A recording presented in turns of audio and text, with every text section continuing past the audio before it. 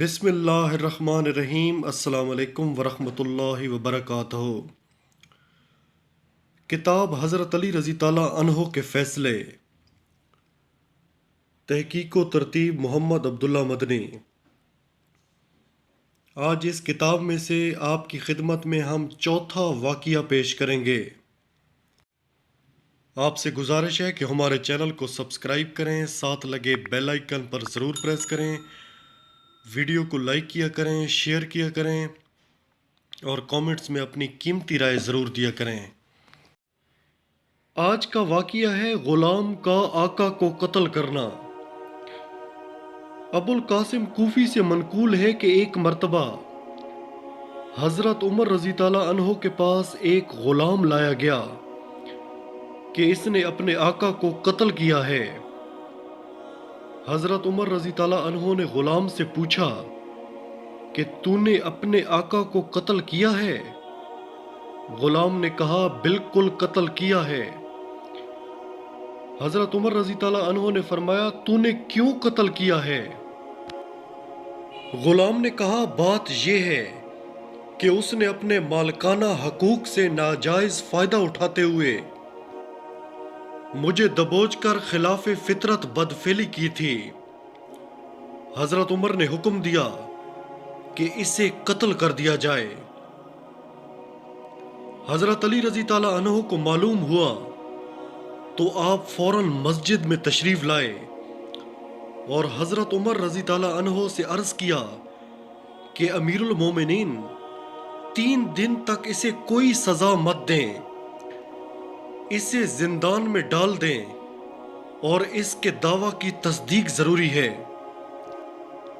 حضرت عمر رضی تعالیٰ عنہ نے فرمایا جب وہ خود اقرار کر رہا ہے تو پھر تصدیق کاہے کی؟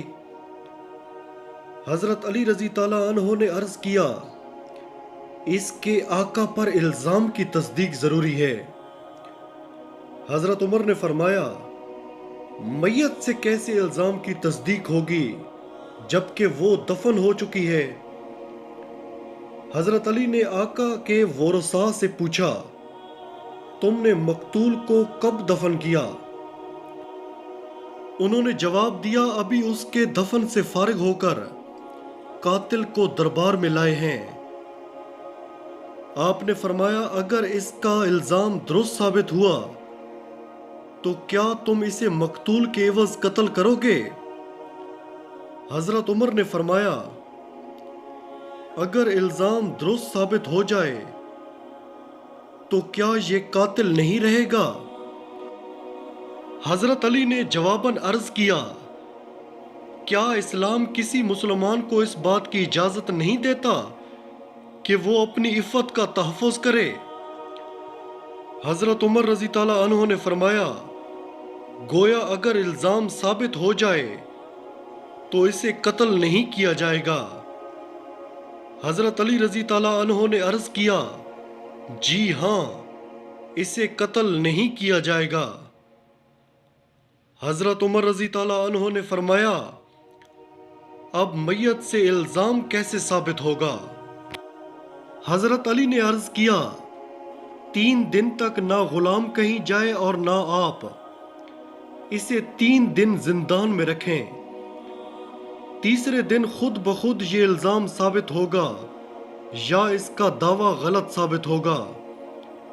اگر الزام ثابت ہو گیا تو غلام بری ہوگا اور اگر دعویٰ غلط ہوا تو اسے قتل کر دیا جائے گا۔ تیسرے دن حضرت علی رضی تعالیٰ عنہ مسجد میں آئے۔ آپ نے امیر المومنین حضرت عمر رضی تعالیٰ عنہ کا ہاتھ تھاما اور مقتول کی میت پر آ کر ورثاء سے پوچھا کیا مقتول کی قبر یہی ہے؟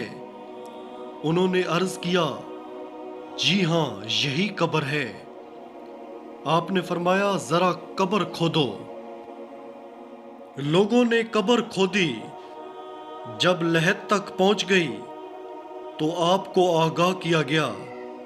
آپ نے فرمایا میت کو قبر سے باہر نکالو۔